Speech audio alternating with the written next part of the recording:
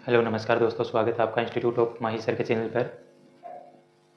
इस चैनल पर हम पढ़ रहे हैं पॉलिटी एनसीईआरटी, यानी पॉलिटी की जो 7 क्लास की पॉलिटी है वो पढ़ रहे हैं।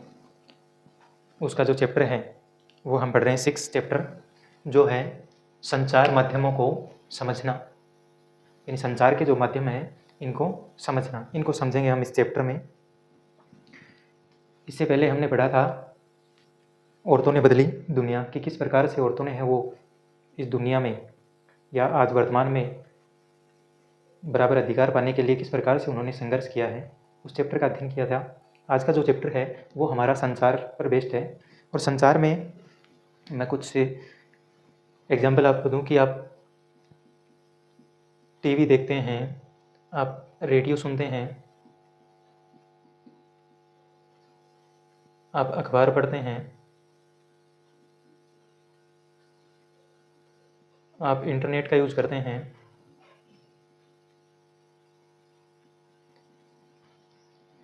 इन सभी का आप यूज़ करते हैं, यानी टीवी पर आप कोई ना कोई प्रोग्राम ज़रूर देखते होंगे, यानी कोई ना कोई आपका पसंदीदा प्रोग्राम ज़रूर होगा टीवी पर। आपको रेडियो में भी कुछ सुनना पसंद होगा, आप कोई न्यूज़ वगैरह अखबार में पढ़ते होंगे, आप इंटरनेट का भी यूज़ करते होंगे, यानी इस पर आप सोशल मीडिया का यूज़ करते होंगे। तो इन सभी के लिए हम एक शब्द का यूज़ करते हैं जिसे हम कहते हैं मीडिया। यानी आप टीवी देखते हो, आप रेडियो सुनते हो, अखबार पढ़ते हो, या फिर आप इंटरनेट पर सर्फिंग करते हो, तो इन सभी के लिए जिस शब्द का यूज़ करते हैं उसे हम कहते हैं मीडिया। आज हम इस चैप्टर में मीडिया को और संचार के जो अन्य साधन हैं उनके बारे में विस्तार से चर्चा करेंगे, यानी इसको समझेंगे। हम समझेंगे कि मास मीडिया किसे कहते हैं। तो इन कुछ पॉइंट्स पर हम बात करेंगे। सबसे पहले हम बात करते हैं कि आखिर मीडिया होता क्या है। दो शब्द हमारे पास हैं, मीडिया,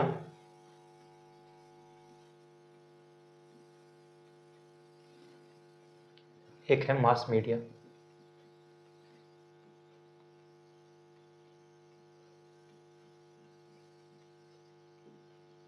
इन दोनों के बारे में ही जानेंगे कि मास मीडिया तो क्या होता है और मीडिया क्या होता है। देखो,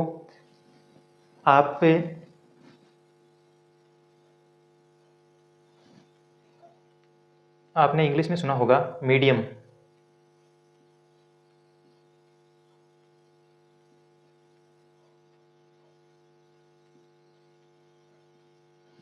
इंग्लिश में मीडियम सुना होगा आपने, और इस मीडियम का ही बहुवचन होता है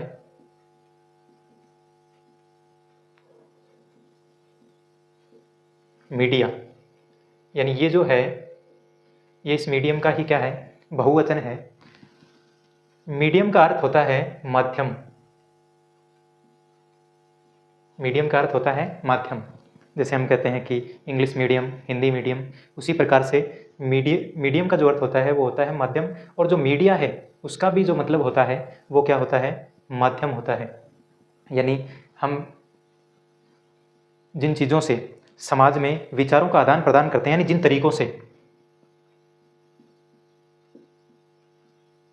तरीकों से समाज में विचारों का आदान प्रदान करते हैं, विचारों का आदान प्रदान करते हैं,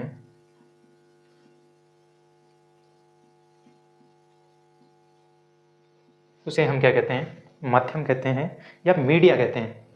यानी मीडिया किसे कहते हैं कि जिन तरीकों से हम समाज में विचारों का आदान प्रदान करते हैं, चाहे वो आपका टीवी देखना हो, चाहे वो आपका फ़ोन पर बात करना हो, ये सभी जो है वो मीडिया के अंडर आते हैं।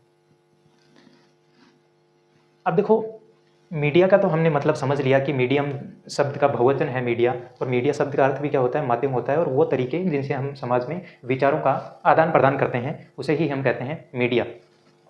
मीडिया के अंदर बहुत से जो हैं तरीके आते हैं, जैसे मोबाइल पर बात करना है, टीवी देखना है, अखबार पढ़ना है, पत्रिकाएं पढ़ना है, या फिर आपका इंटरनेट पर सोशल साइट्स का यूज़ करना है, किसी वेबसाइट का यूज़ करना है, ये सभी जो हैं वो मीडिया में आते हैं। जैसे प्रिंट मीडिया होता है, फिर डिजिटल मीडिया होता है, इसी प्रकार से। अगला जो है वो है एक शब्द कि मास मीडिया किसे कहते हैं। मास मीडिया किसे कहते हैं? तो जो संचार के माध्यम हैं,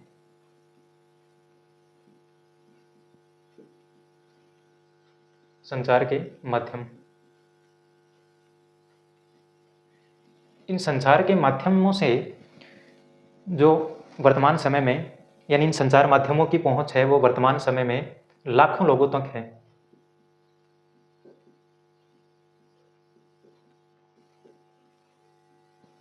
यानी लाखों लोगों तक है वो इन संचार माध्यमों की पहुंच है लाखों लोगों तक, चाहे वो देश विदेश हो,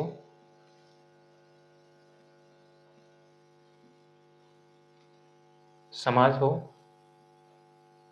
इन सभी में इनकी पहुंच है।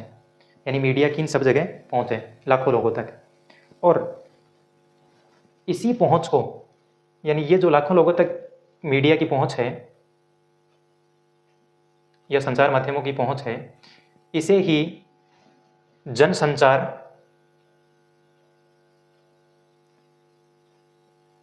इसे ही जनसंचार या मास मीडिया कहते हैं। यानी जो संचार माध्यम हैं उनकी पहुंच आज हम वर्तमान में देखें तो लाखों लोगों तक इनकी पहुंच है, चाहे तो वो देश विदेश या समाज में हो, कहीं पर भी लाखों लोगों तक इसकी पहुंच है। तो इससे ही हम जनसंचार या फिर मास मीडिया कहते हैं। तो हमने यहाँ पर दो शब्दों को जाना कि मीडिया किसे कहते हैं। तो मीडिया एक माध्यम होता है जो मीडियम शब्द से ही बना है, मीडियम का बहुवचन है। तो मीडिया का मतलब होता है कि जिन तरीकों से समाज में विचारों का आदान प्रदान होता है वही क्या कहलाता है, मीडिया कहलाता है। और मास मीडिया किसे कहते हैं? तो संचार माध्यमों की पहुंच आज वर्तमान में लाखों लोगों तक है, और चाहे वो देश विदेश हो या समाज हो, तो इस टेक्निक को ही हम कहते हैं जनसंचार या फिर मास मीडिया कहते हैं। इसके बाद में हम देखेंगे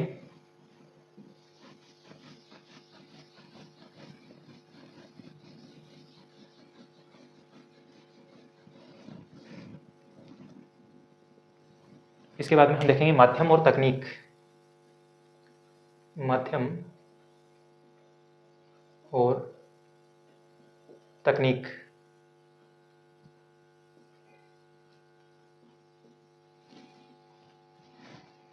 माध्यम और तकनीक,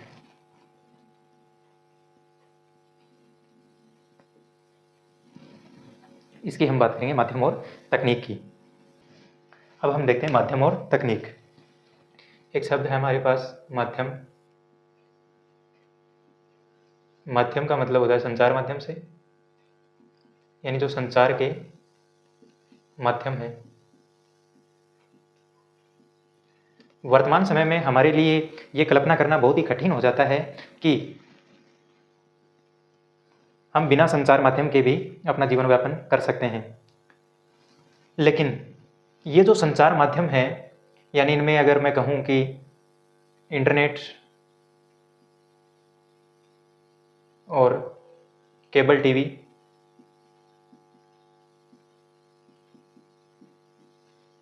ये तो लगभग 20 वर्षों में, यानी जो पिछले 20 वर्ष हैं,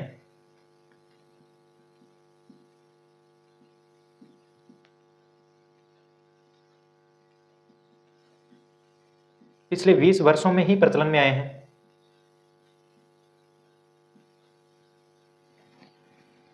यानी संचार के जो माध्यम हैं उनमें इंटरनेट की हम बात करें या केबल टीवी की बात करें तो ये तो लगभग 20 सालों में ही प्रचलन में आए हैं। इसके पहले भी हमारे पास जो है संचार के माध्यम तो थे। उसके पहले हमारे पास थे अखबार,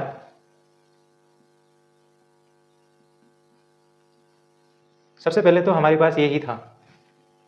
यानी सूचनाओं का जो माध्यम है, यानी आप कहीं की भी सूचना है वो, यानी आपके देश विदेश के समाज की जो सूचनाएं पढ़ने का काम आप करते थे तो वो अखबार के माध्यम से होती थी। यानी सबसे पहले जो है वो अखबार ही था हमारे पास। इसके बाद में हमारे पास रेडियो आया। यानी पहले तो हमने पढ़ना स्टार्ट किया था अखबार से, फिर आपको है न्यूज़ सुनने लगी, यानी आप न्यूज़ को सुन सकते थे, यानी कहीं की भी जो खबर है उसको आप सुन सकते थे। जैसे मैथ की आप कमेंट्री सुन सकते हो, या फिर आप कहीं पे भी कुछ हुआ है उसकी न्यूज़ आप सुन सकते हो। पहले तो अखबार था, फिर बाद में रेडियो आ गया, और बाद में धीरे धीरे जैसे जैसे तकनीक का विकास हुआ, एक शब्द और है तकनीक, इस तकनीक का जैसे जैसे विकास हुआ तो फिर वीडियो के रूप में टीवी आ गया, यानी केबल टीवी आ गया, और इसी के बाद में वीडियो से ही जोड़ दिया गया कि आजकल जो सोशल मीडिया है या इंटरनेट आप कह सकते हैं, कि इंटरनेट के आने के बाद सोशल मीडिया के थ्रू आपके पास काफ़ी जो है सूचनाएं पहुंच सकती है, आप किसी को सूचनाएं दे सकते हो सोशल मीडिया के थ्रू। सबसे पहले अखबार था, उसके बाद में रेडियो, और बाद में टीवी, और अब इंटरनेट के माध्यम से भी आप सूचनाओं का आदान प्रदान है वो कर सकते हैं। लेकिन क्या ये इतना सरल था? आपने देखा होगा कि जो समाचार पत्र हैं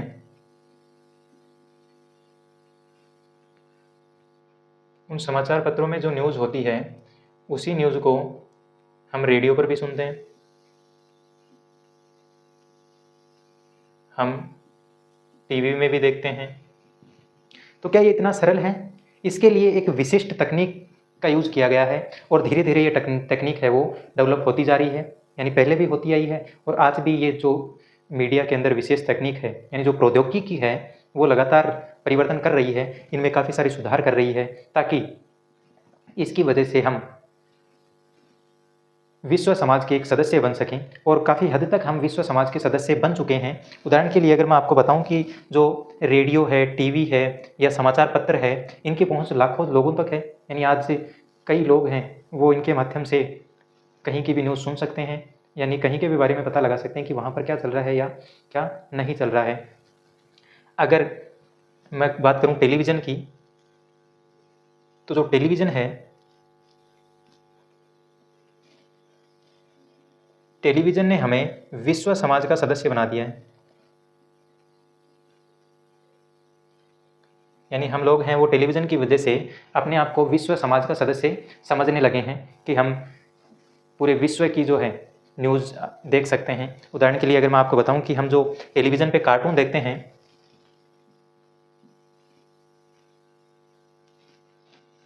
ये कार्टून सामान्यतः जो हैं वो जापान के या फिर यूएसए के होते हैं, लेकिन आप आराम से कहीं पे भी, यानी किसी भी दुनिया के किसी भी कोने में हो, आप टीवी के माध्यम से ये देख सकते हो। आप भारत में बैठ के, यानी भारत के किसी भी राज्य में बैठकर फ्लोरिडा में जो समुद्री तूफान आते हैं उनकी आप पिक्चर्स देख सकते हो कि वहाँ पर तूफान किस प्रकार से आते हैं। तो इन सभी ने हमें विश्व समाज का सदस्य है वो बना दिया है, यानी आप टीवी की वजह से विश्व समाज के क्या बन गए हैं? सदस्य। इसके बाद में हम बात करते हैं कि ये जो टेक्निक डेवलप हो रही है धीरे धीरे, इनमें धन का कितना रोल है, यानी अगर टेक्निक डेवलप की जा रही है तो उसमें पैसे भी खूब सारे खर्च होते होंगे। हम इसमें बात करेंगे कि ये पैसे कहाँ से लाते हैं, किस प्रकार से क्या करते हैं, इस पर भी हम बात करेंगे। तो अगला जो है हमारा वो है संचार माध्यम और धन।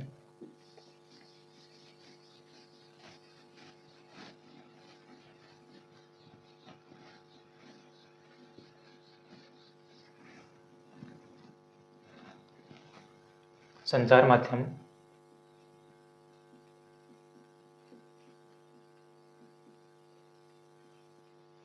और धन।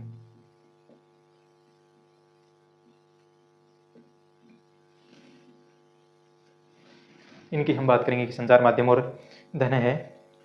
संचार माध्यम धन कहाँ से लाते हैं? नई नई जो टेक्नोलॉजी है वो डेवलप होती जा रही है, इनमें हम बात करते हैं संचार माध्यम और धन की।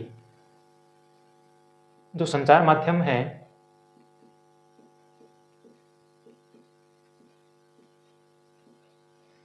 इस संचार माध्यम में जो भी नई नई तकनीक है वो तकनीक डेवलप करने के लिए, यानी जो संचार माध्यम है वो अपनी नई नई तकनीकें हैं वो डेवलप करते रहते हैं, ताकि जनता तक है वो अच्छी क्वालिटी में न्यूज़ है वो पहुंच सके। और ये तकनीकें जो हैं वो बहुत खर्चीली होती है, यानी ये जो टेक्निक है वो बहुत खर्चीली होती है, यानी इनमें बहुत ज़्यादा खर्चा होता है। आप सोचिए कि एक जो समाचार वाचक है वो जिस स्टूडियो में बैठता है, यानी समाचार वाचक जो है वो जिस स्टूडियो में बैठता है उस स्टूडियो में लाइट्स होंगी, कैमरे होंगे,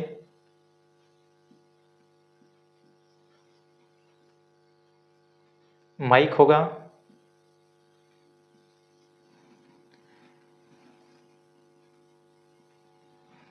और संप्रेषण करने के लिए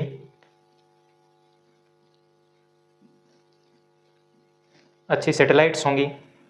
यानी ये जो सभी चीज़ें हैं इनमें बहुत खर्चा होता है, खर्चा अधिक होता है। जितना मीडिया नवीनतम टेक्निक जुटाने जाएगा, जितनी भी नवीनतम टेक्निक है वो अगर जुटाने जाएगा मीडिया, तो अधिक धन है वो खर्च होगा। और इसी कारण जो है मीडिया है वो धन कमाने के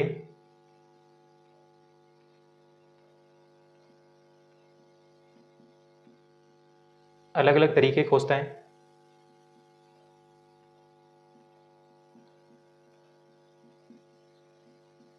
धन कमाने के अलग अलग तरीके है वो खोजता रहता है कि किस प्रकार से वो है धन कमा सकता है। सबसे ज़्यादा तो जो है मीडिया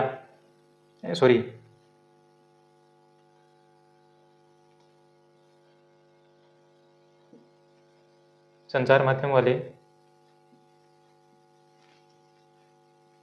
विज्ञापन वगैरह से पैसे कमाते हैं, या फिर ये किसी व्यवसाय प्रतिष्ठान के होते हैं। जो व्यवसायिक प्रतिष्ठान होता है उसके कंट्रोल में होते हैं।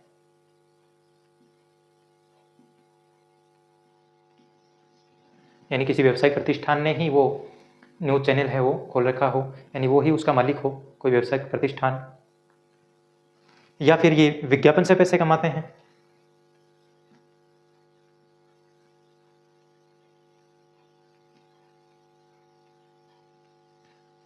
अब विज्ञापन किन किन चीज़ों का, तो आपने देखा होगा कि कार, बाइक, कपड़े, या फिर चॉकलेट्स, इन सभी चीज़ों का विज्ञापन आता है। यानी आप जो अपना फेवरेट चैनल, फेवरेट सीरियल या आप मैच देखते हो, उस जैसे क्रिकेट मैच देखते हो, क्रिकेट मैच के हर ओवर के बाद में एक विज्ञापन आ जाता है, और वो विज्ञापन इन्हीं में से किसी चीज़ का होता है। और आप लोगों को ये दिखाया जाता है कि आप इन चीज़ों में से किसी ना किसी चीज़ को बाहर जाकर खरीदोगे और कंपनी को प्रॉफिट होगा, और जैसे ही कंपनी को प्रॉफिट होगा तो वो इन संचार के जो माध्यम हैं जिन्होंने ये विज्ञापन दिखाए हैं उनको वो उसका कुछ % हिस्सा है वो दे देंगे। यानी जितना भी उनको प्रॉफिट होगा उसका कुछ % है वो इनको दे देंगे। यानी जो धन कमाने के नए नए तरीके हैं वो खोजते रहते हैं। इसके बाद में अगला जो हम बात करें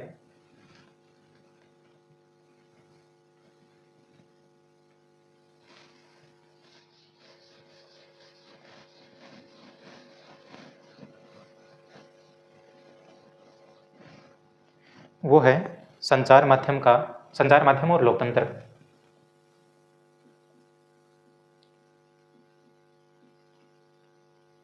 संचार माध्यम और लोकतंत्र।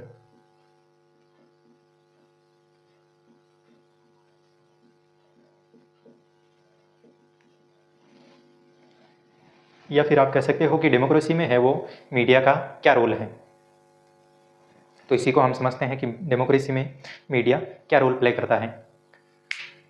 तो सबसे पहले जो मीडिया है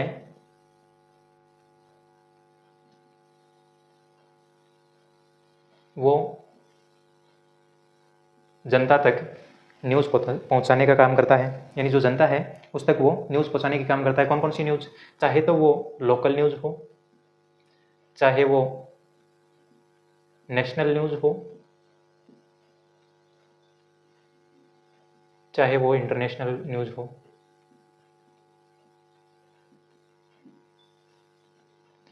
ये सभी प्रकार की जो न्यूज़ है वो लोगों तक पहुंचाई जाती है, यानी मीडिया है वो न्यूज़ पहुंचाता है।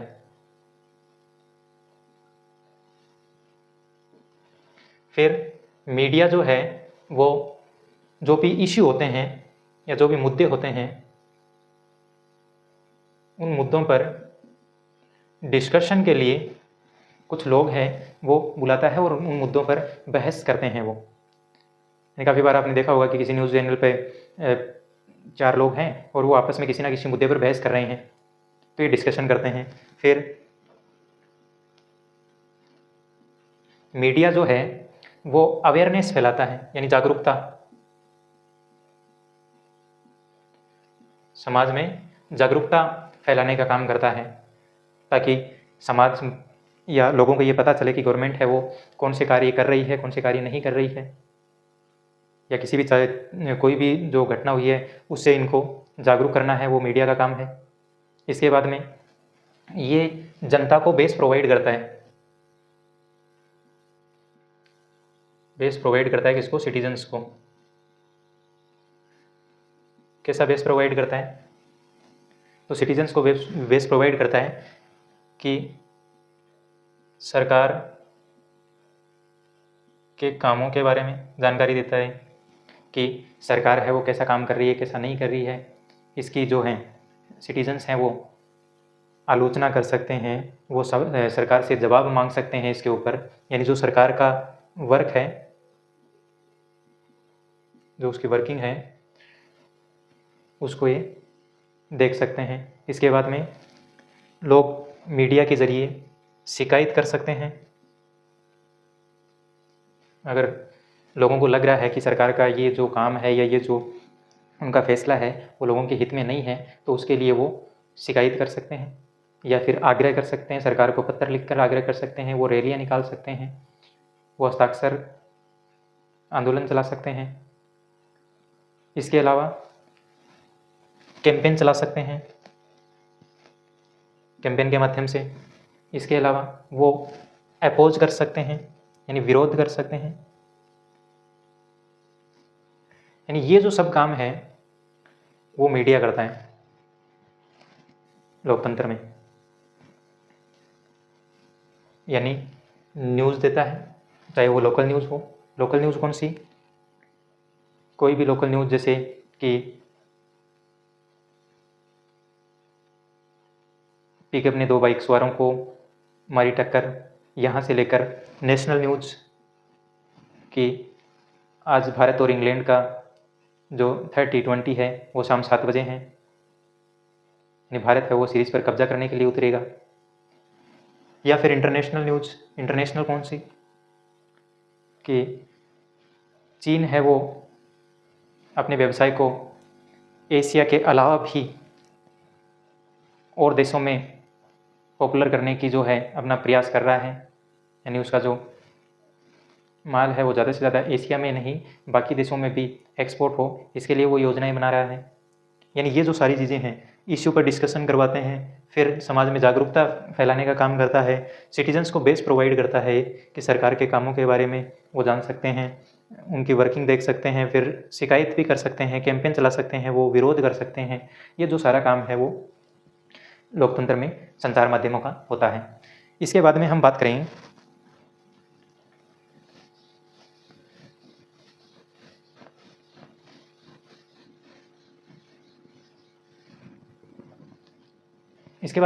करेंगे कि जो न्यूज़ चैनल है वो एक संतुलित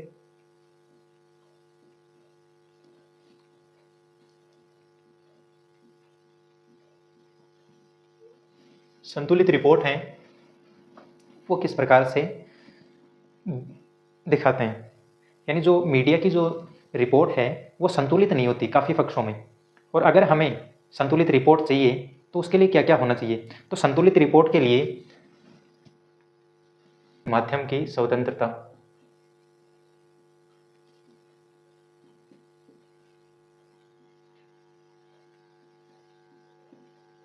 यानी माध्यम की स्वतंत्रता है वो इम्पोर्टेंट है। इसके बाद में तटस्थता, न्यूट्रलिटी, यानी अगर मीडिया तटस्थ नहीं होगा तो वो किसी एक पक्ष को ज़्यादा महत्व देगा। इसके बाद में विश्वसनीय कंटेंट, विश्वसनीय कंटेंट, इसकी आवश्यकता होती है संतुलित रिपोर्ट के लिए। इसके बाद में हर एक पहलू पर विचार,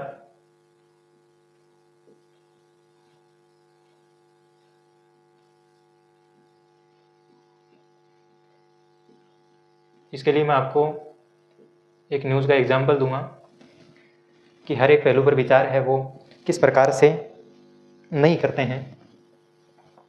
दर्शकों को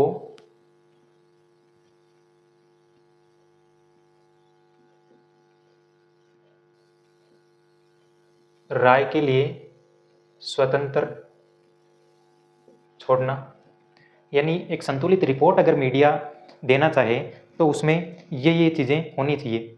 सबसे पहले है इसमें कि माध्यम की स्वतंत्रता। अगर मीडिया को संतुलित रिपोर्ट देनी है तो उसके पास स्वतंत्रता होनी चाहिए, यानी वो है किसी के अधीन नहीं होना चाहिए, यानी उस पर किसी का नियंत्रण नहीं होना चाहिए। अगर मीडिया पर किसी का नियंत्रण होगा तो फिर वो है संतुलित रिपोर्ट है वो पेश नहीं कर पाएगा। इसके बाद में तटस्थता यानी न्यूट्रलिटी।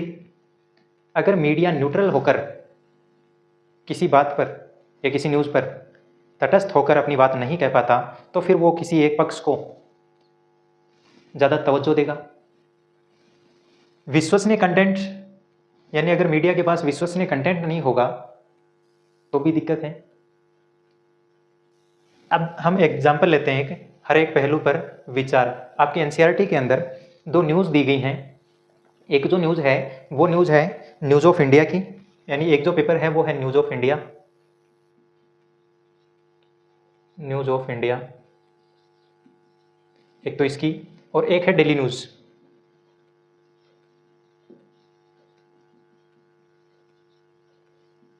इन दोनों में एक न्यूज़ दी गई है और वो न्यूज़ है दरअसल कि एक शहर है और उस शहर में कारखाने खुले हुए हैं और उन कारखानों को सरकार ने, जो सरकार है, सरकार ने अचानक बंद कर दिया, यानी बंद करने के आदेश दे दिए। यानी जो भी उस शहर में कारखाने खुले थे उन कारखानों को बंद करने का आदेश दे दिया। अब न्यूज़ ऑफ इंडिया जो है उसकी रिपोर्ट क्या कहती है कि आज शहर के अंदर जो कारखानों के मालिक और जो मजदूर हैं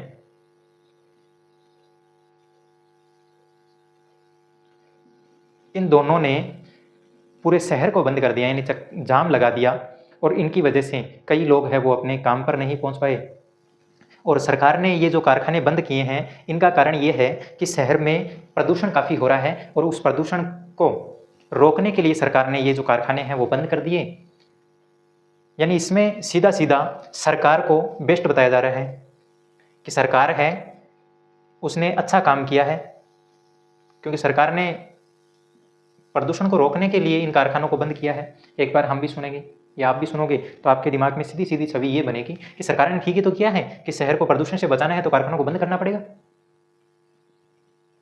अब इसी पर डेली न्यूज़ जो है उसने एक न्यूज़ लिखी और उसने कहा कि शहर में लाखों कारखाने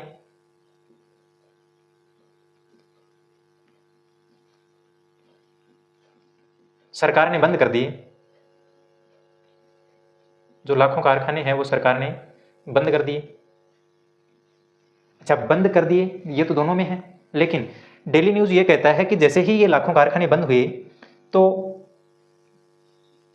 बहुत से लोगों की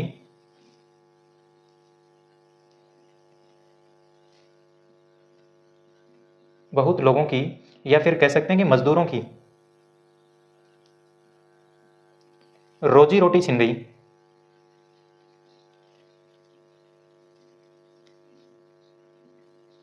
यानी उनका काम है वो उनसे छीन लिया गया। और इसने ये लिखा कि जैसे ही लाखों कारखाने बंद हुए तो लोगों की रोजी रोटी छिन गई और सरकार है वो इनके लिए अब कुछ कर भी नहीं रही है, यानी इन कारखानों को कहीं दूसरी जगह स्थापित करने के लिए बस केवल बोल रही है, कर नहीं रही है। अब दोनों में काफ़ी डिफरेंस है, यानी एक जो है वो सरकार को अच्छा बता रहा है, दूसरा जो है वो मजदूरों और मालिकों को अच्छा साबित करने में लगा हुआ है। यानी इससे हम ये जान सकते हैं कि हर एक पहलू पे ये विचार नहीं करते हैं, यानी दोनों ने अलग अलग पहलुओं पर बात की है। इनके पास कोई विश्वसनीय कंटेंट भी नहीं है। विश्वसनीय कंटेंट कैसे? कि दोनों जो हैं वो इस बात पर विचार करें कि जब सरकार ने इन कारखानों को खोलने के लिए जब लाइसेंस दिए थे उस समय यहां पर प्रदूषण का खतरा नहीं था क्या? अभी अचानक प्रदूषण का खतरा है, वो इनको क्यों लगा? या तथ्य लेके आए कि उस टाइम पे यहां पर प्रदूषण इतना था और अब प्रदूषण इतना है, तब तो बात समझ में आती है। फिर लास्ट में जो आता है हमारा दर्शकों को राय के लिए स्वतंत्र, यानी दोनों ने अलग अलग मुद्दों पर बात की है और दोनों ने अलग अलग तरीके से अपनी बात को रखा है और लोगों को ये नहीं कहा है कि आप अपनी राय है वो इस पर ले सकते हैं, यानी अपनी राय थोपने का प्रयास किया है। एक ने सरकार को बेस्ट बताया, एक ने मालिकों और मजदूरों को। तो जो संतुलित रिपोर्ट है उसके मुख्य जो पहलू है वो यही है कि माध्यम की स्वतंत्रता होनी चाहिए, यानी मीडिया है वो किसी लोभ लालच में नहीं होना चाहिए, स्वतंत्र होना चाहिए। उसके पास तटस्थता होनी चाहिए कि वो एक किसी विशेष वर्ग की ओर झुका नहीं होना चाहिए, वो न्यूट्रल होना चाहिए, किसी भी का पक्ष ना ले वो। फिर विश्वसनीय कंटेंट होना चाहिए, यानी कोई भी जो चीज़ है वो फेक नहीं होनी चाहिए। फिर हर एक पहलू पर वो बात करना चाहिए। दर्शकों को राय के लिए स्वतंत्र छोड़ देना चाहिए। यानी ये जो सब तरीके हैं वो किसके हैं? एक संतुलित रिपोर्ट के हैं। यानी एक संतुलित रिपोर्ट अगर आपको चाहिए तो इन तरीकों पर कार्य करना होगा। इसके बाद में जो अगला हमारा है वो इसी को हम आगे बढ़ाते हैं कि माध्यम की स्वतंत्रता है वो किस प्रकार से होती है।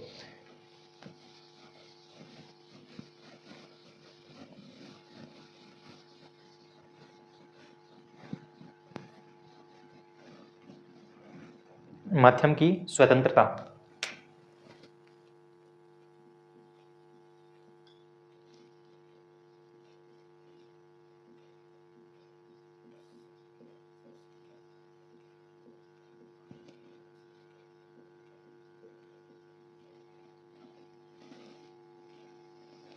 कि माध्यम की जो स्वतंत्रता है उस पर किस प्रकार से खतरा है। तो इसमें जो सबसे पहले आती है वो आती है सेंसरशिप।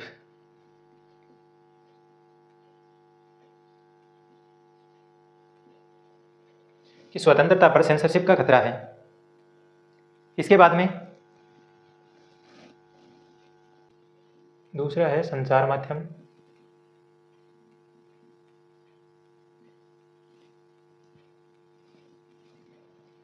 तीसरा जो है वो है धन का लालच।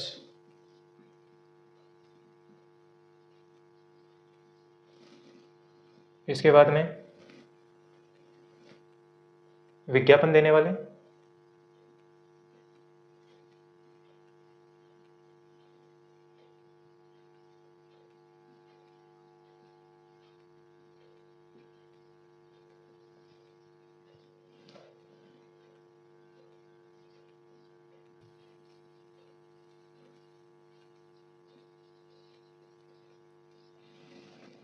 अब देखो सेंसरशिप जो है वो क्या होती है। तो सेंसरशिप का आप समझ सकते हैं सरकार का नियंत्रण।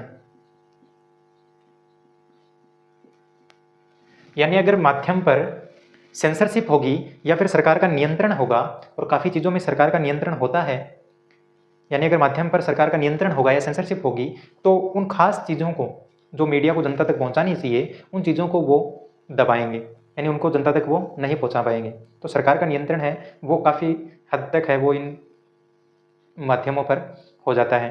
तो इस चक्कर से भी वो जो भी अभिव्यक्त करना चाहते हैं जिन न्यूज़ को, यानी उनकी अभिव्यक्ति पर, यानी जो भी अभिव्यक्त करना चाहते हैं उसका कुछ हिस्सा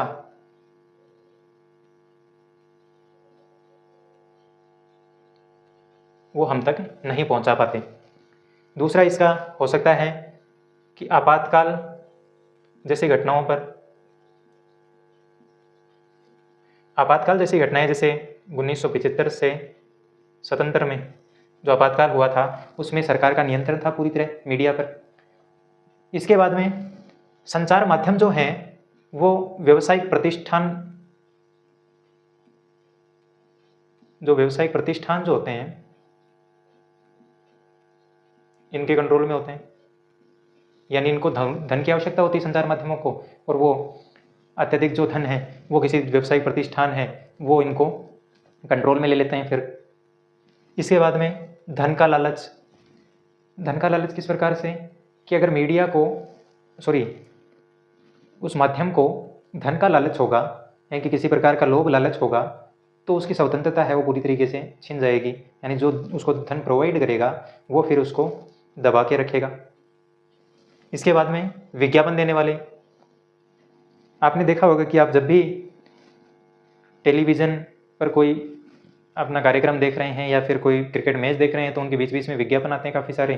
तो वो जो विज्ञापन देने वाले हैं उनके खिलाफ मीडिया है वो कभी भी कुछ भी जो है वो दिखाने से परहेज करेगा। इसके बाद में एक पक्ष पर ध्यान,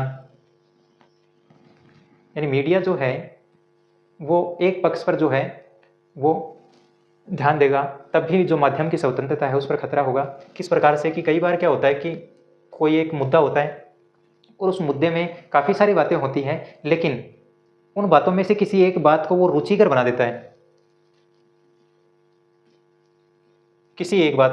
देता है, ताकि उसकी टीआरपी जो है वो इंक्रीज हो, यानी टीआरपी बढ़े। इस कारण से वो किसी एक बात को ही रुचिकर बना देता है और काफ़ी सारी बातें और होती है, लेकिन उन बातों को वो ना दिखाकर केवल एक ही बात को बार बार बता रहा है या फिर बढ़ा चढ़ाकर बता रहा है। ये जो है एक पक्ष पर ध्यान के कारण है, या फिर ताकि एक कारण ये भी हो सकता है कि इससे उनके समर्थक जो हैं वो काफ़ी बढ़ेंगे, यानी समर्थकों का इंक्रीजमेंट होगा। यानी ये जो कारण है वो माध्यम की स्वतंत्रता पर खतरा पैदा कर सकते हैं। तो आज की जो क्लास है उसमें हमने समझा कि मीडिया क्या है, मास मीडिया क्या है, यानी मीडिया के बारे में काफ़ी सारी चर्चाएं हमने की है। इसमें आपने टीवी के बारे में, रेडियो के बारे में, समाचार पत्रों के बारे में और जो मीडिया में नई नई टेक्निक डेवलप हो रही हैं उनके बारे में समझा। आपका जो भी इसमें सुझाव है या कोई क्वेरी है वो आप पूछ सकते हैं कमेंट के माध्यम से। आज की जो क्लास है वो हम यहीं समाप्त करते हैं। धन्यवाद।